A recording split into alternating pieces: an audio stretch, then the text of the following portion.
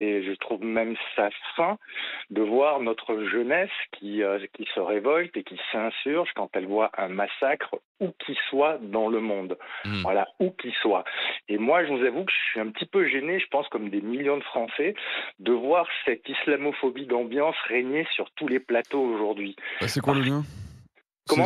C'est quoi le lien? Vous êtes en train de nous dire que c'est religieux, en fait, le débat? Mais évidemment, je sais pas. Moi, Ah, il y a pas très longtemps, il y avait donc des clairement, c'est de agriculteurs. l'antisémitisme, en fait. Il y a pas très longtemps, les agriculteurs bloquaient nos rues. Je vous ai pas entendu demander à ce que la police aille les déloger. Bon, deux poids, deux mesures. C'est vrai. C'est pas faux. Mais bien sûr que c'est pas faux. Donc ça vous montre bien que vous faites une énorme différence. Et la vraie question, c'est qu'est-ce qui vous dérange vraiment? Parce que la question, en fait, c'est à vous qu'il faudrait la poser. Qu'est-ce qui vous dérange vraiment? Voir des jeunes qui se mobilisent pour des gens qui se font massacrer, parce qu'il faut le dire, c'est ça qui se passe. Non. Ces gens, les Palestiniens, non mais... Vous croyez que ça va changer quelque alors, chose? C'est une attendez, guerre. que C'est une guerre. le zémouriste me Non, c'est dise pas une non, guerre. franchement, ça Y a pas de militaire m'amuse en un face. petit peu. Mais non. D'accord? Mais Donc si. ne me dites Bah non. pas non, il y a des images tous les jours à la télé, on Non, vous mais montre attendez, que non, c'est c'est très grave, un ce qui se passe. massacre. Il y Moi, a je ne deux vais pas dire sujets. comme beaucoup que c'est un génocide, d'accord? Alors Parce voilà, que vous j'estime évitez que le c'est mot la génocide. justice. Non, justement, j'ai dit, je ne vais pas dire que c'est un génocide, Oui, vous parce que l'évitez, on est d'accord. je laisse la justice, les institutions qui s'en occupent, nous dire si ça en sera un ou pas. Par Parce contre, j'ai des yeux, Le 7 comme octobre, tous ces c'était un gens. génocide. Est-ce que je peux finir? Donc Oui, j'ai bien des yeux, et comme tous ces jeunes qui se mobilisent aujourd'hui, voilà, et je pense qu'ils sont touchés, mais c'est fin. Oui, mais à quel but? mais Pourquoi bloquer Sciences Po? Ça ne fera pas arrêter la guerre à Gaza. Vous êtes d'accord avec moi, Maxime?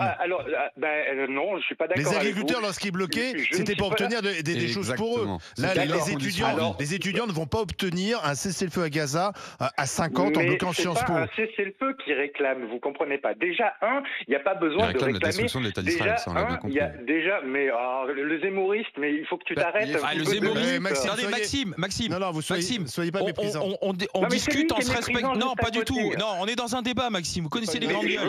veux bien Alors, qu'on soit dans un d'abord, débat. Donc Maxime. déjà, qu'il arrête de me couper. Et Mais deux, Maxime, qu'il et dise pas de pas en débat. bêtises. Mais mais Maxime, allez-y, vous on débat, considérez que c'est une répondrai. bêtise. En plus, toi, tu t'arrêtes, vous le tutoyez pas et vous ne le méprisez pas. Sinon, on Ok. arrête la discussion, Maxime. Voilà. Alors, allez-y, vous pouvez reprendre. Donc, il m'a coupé, vous voyez. Non, mais la question, je vous repose la question, Maxime. J'ai repris le fil parce Voilà. que c'était par rapport à sa question. Donc, déjà, j'estime que les jeunes n'ont pas forcément besoin de revendiquer que la guerre s'arrête. Ils manifestent leur désapprobation et le fait que notre gouvernement n'en fait pas assez. Alors, des paroles, c'est bien, mais bon, moi, Vous je croyez que la regarde les France infos. à la clé du Moi, conflit? Moi, je regarde les infos et j'ai vu qu'on nous avait expliqué qu'aujourd'hui, on fournissait encore des matériels pour des armes à Israël. Bon, que ça fasse pression, je trouve ça normal. Est-ce que vous vous souvenez quand même que pendant la guerre du Vietnam, vous voyez, c'était pas Sciences Po ou les petites réunions qu'on a Si, chez c'était nous. des étudiants C'était- aussi. Oui, c'était des la étudiants tradition, ouais. qui ont bloqué aussi. Oui, Mais bien sûr, c'est une tradition. Et c'est pour ça que moi je parle d'islamophobie d'ambiance. Parce que on le Islamophobie. voit, parce que ces étudiants... Donc quand on n'est pas Maxime, d'accord avec ça, on est dans tous les islamophobe. pays, non, mais dans tous On se les fait bien pays... traiter non, c'est pas ça, d'antisémite quand on n'est pas vous d'accord avec inversez- Netanyahou, là. Vous inversez la question. c'est la même Dans chose, tous les alors. pays, quand il se passe des choses graves, vous avez des étudiants qui se manifestent. Oui. La jeunesse, d'accord? C'est le propre même de la jeunesse. Il y en a beaucoup. Généralement, On est d'accord, oui, mais on a le droit de généralement, ça ne contester. me dérange pas. Maxime, vous êtes Généralement, ça me d'accord qu'on a dérange pas. on a droit aussi, les étudiants manifestent, et on a droit aussi de dire que bloquer une C'est quoi, école, alors, c'est pas forcément normal. On a le Oui, droit, Olivier, sans c'est être quoi leur islamophobe. mode- C'est quoi leur mode de parce que Ils c'est manifestent. quoi en France depuis 40 ans le mode de contestation dans les Exactement. usines, le mode de contestation ouvrier, le mode de contestation de femmes de ménage qui Ouais, mais c'est refusent quoi les d'aller travailler revendications, là ou Alors, d'étudiants. justement, C'est ouais. toujours le même mode de Mais c'est quoi les contestation. revendications?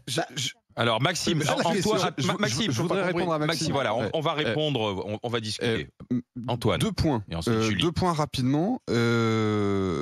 Vous sous-entendez que c'est essentiellement humanitaire, dire stop. Non, mais humanitaire. Dire stop à un massacre, ce que vous appelez. Bon, c'est une guerre. Et en réalité, les slogans, ils sont pas humanitaires. Ils reprennent les slogans du Hamas. Et on voit écrit sur les pancartes du Jourdain à la mer, etc. Donc, N'essayez pas de nous faire croire que les étudiants qui se mobilisent là sont dans une stricte logique humanitaire, ils sont dans une logique politique de soutien au Hamas. Ensuite, deuxième point, vous nous dites... C'est pas vrai. Attendez, excusez-moi. je termine. Maxime, je termine. Vous m'avez demandé de me taire tout à l'heure, je me suis tu. Vous allez m'écouter et vous allez me répondre.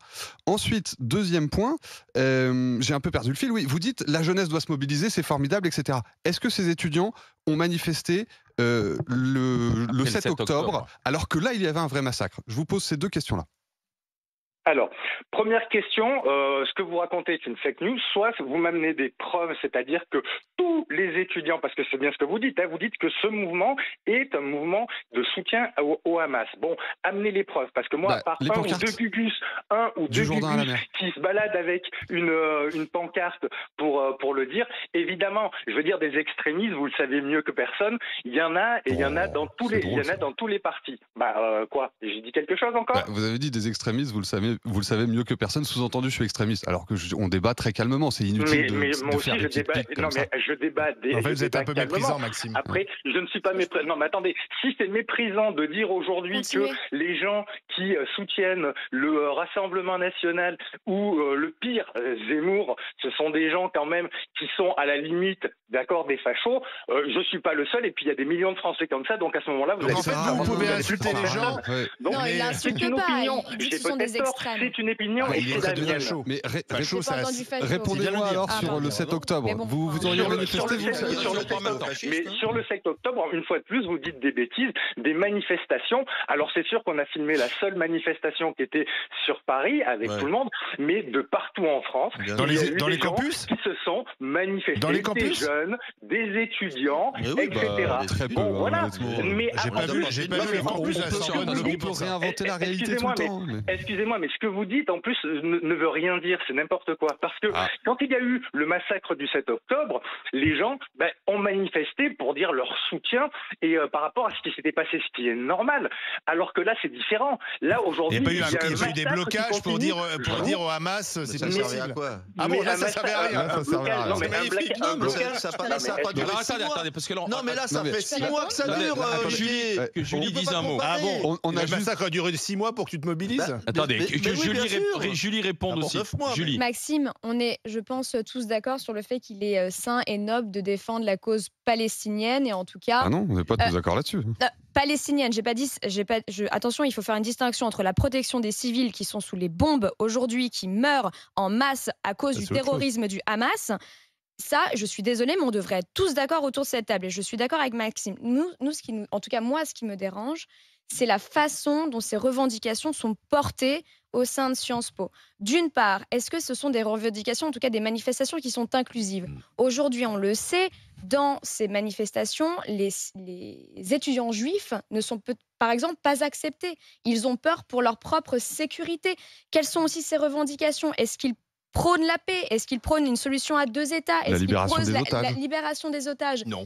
Pour moi, cette jeunesse, ce dynamisme-là, aurait tout à porter, en tout cas, sur cette cause-là. Alors, Maxime, après que vous ayez exprimé votre opinion, on va aller écouter une autre opinion, celle de Johan. Bonjour. Bonjour, Johan.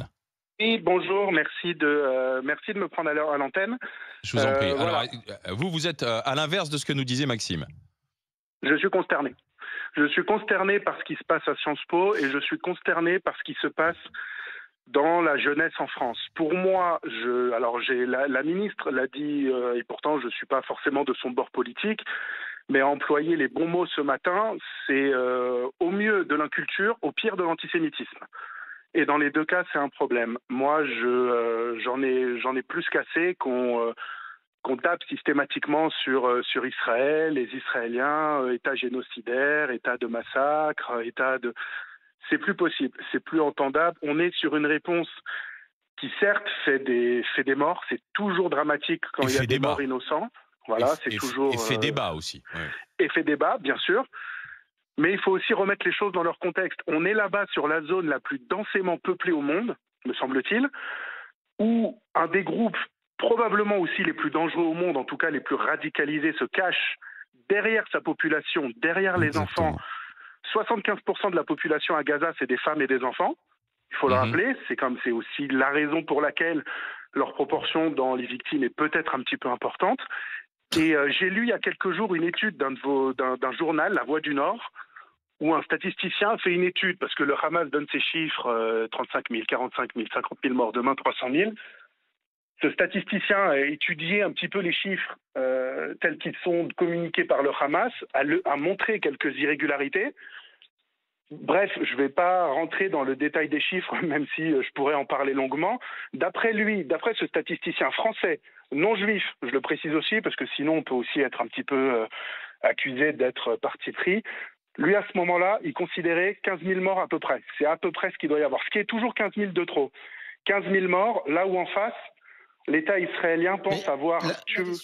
Excusez-moi, oui, mais la question qui se pose aujourd'hui, c'est pas tellement celle-là, c'est par rapport à la politique israélienne. Est-ce que vraiment, aujourd'hui, Netanyahou et son parti cherchent réellement à tuer les gens du Hamas, à sauvegarder en bombardant littéralement, on a quand même des images d'un pays totalement dévasté en bombardant complètement la bande de Gaza. Est-ce qu'ils cherchent à sauver les otages et est-ce qu'ils cherchent à libérer, à vraiment tuer les gens du Hamas qu'on peut considérer comme terroristes, ou est-ce qu'ils cherchent simplement à détruire totalement un pays, une région, pour qu'ensuite les gens soient obligés de partir et que finalement il termine ce qu'il a commencé lui et les autres depuis longtemps, c'est-à-dire une totale colonisation.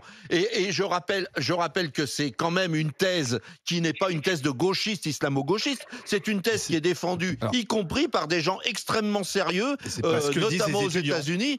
Et je pense... Ce que tu défends là, c'est en gros la pensée majoritaire, c'est-à-dire à la fois... Mais c'est la vraie question. À la fois, Netanyahou, ça sera difficile pour lui de rester au pouvoir, mais c'est un pays démocratique, donc c'est les urnes qui vont en décider. Je rappelle d'ailleurs qu'Israël est la seule démocratie de la région. Et puis de l'autre côté, tout le monde s'accorde à dire, les gens raisonnables, qu'il n'y a pas d'avenir pour les Palestiniens avec le Hamas, financé, mais par les Iraniens. Donc on voit aussi que le Hamas, qui est un mouvement islamiste qui veut instaurer la charia. Donc ça, c'est la pensée, j'ai envie de dire, commune, majoritaire. C'est ce que dit Emmanuel Macron, c'est ce que dit Raphaël Glucksmann, c'est ce que va dire François-Xavier Bellamy, par exemple. Je suis désolé, c'est pas ce que disent ces étudiants de Sciences Po. Ces étudiants de Sciences Po, ils disent pas ça. Ces étudiants de Sciences Po, ils disent génocide, massacre, Netanyahou, c'est quasiment un nazi. Ils ne parlent jamais du Hamas. Donc d'ailleurs, ils reprennent en plus les slogans un seul État. Donc ce sont des slogans qui sont... Il y a les mains rouges aussi, pardon, les mains rouges, on sait ce que ça veut dire. Il y aura un seul État et ce sera l'État israélien. Mais non, plus personne pourra vivre à Gaza. Mais c'est pas vrai. Il y aura plus de Gaza. J'ai pas autant de temps d'antenne que vous, messieurs et madame. Si vraiment c'était le but de Netanyahou de nettoyer Gaza et d'y sortir la population avec la puissance militaire dont il dispose, combien de temps ça lui aurait pris? Mais il le fera. De toute façon, c'est ce qui va se passer. Moi, c'est ça qui me peine. C'est ça qui me peine dans cette histoire, c'est que si Israël, l'État d'Israël et même le gouvernement Netanyahou, que je n'approuve pas toujours, s'il n'était que la moitié, que le dixième de ce que ces étudiants prétendent, en 2 jours, il n'y avait plus de Gaza. Il n'y avait plus de Gazaouis. La solution, elle était réglée. Là, on est sur une réponse. Là, il arrive à tenir quand même le choc depuis des mois sans qu'il y ait vraiment un concert international, même si aujourd'hui les choses se retournent et même si il y a des tas de... Il y a quand même un ensemble de pays, notamment ceux des BRICS, qui sont plutôt anti-israéliens de façon claire, mais il arrivait à tenir quand même très longtemps, qu'il aurait pu en 2 jours, évidemment, même avec l'Arménie, il aurait soulevé la désapprobation internationale. Un élément de contexte, c'est que Netanyahou a été, avant le 7 octobre, acteur d'une politique d'ouverture vers les Palestiniens. Il a fourni l'eau, l'électricité, de la nourriture et des emplois aux Palestiniens. Il a été acteur d'une politique où les Palestiniens venaient travailler sur le territoire israélien tous les jours, etc.